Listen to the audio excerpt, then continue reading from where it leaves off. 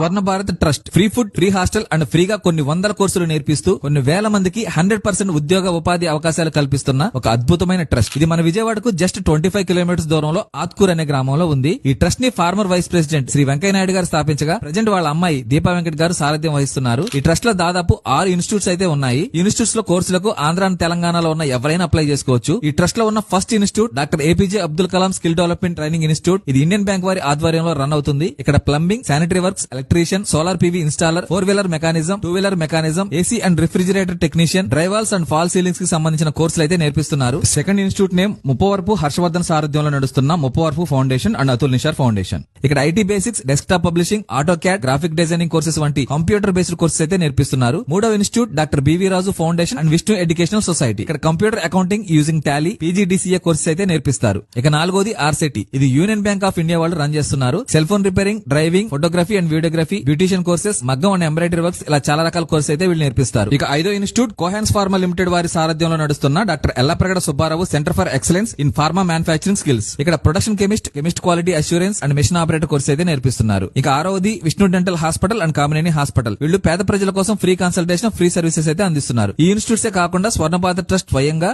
Nurse training, hotel management లాంటి కోర్సులు కూడా నేర్పిస్తున్నారు. స్క్రీన్ మీద డిస్ప్లే చేసిన ఫోన్ నంబర్ కాల్ చేసి అప్లై చేసుకోండి, లేదా ఈ క్యూఆర్ కోడ్ ని స్కాన్ చేసి కూడా అప్లై చేసుకోవచ్చు.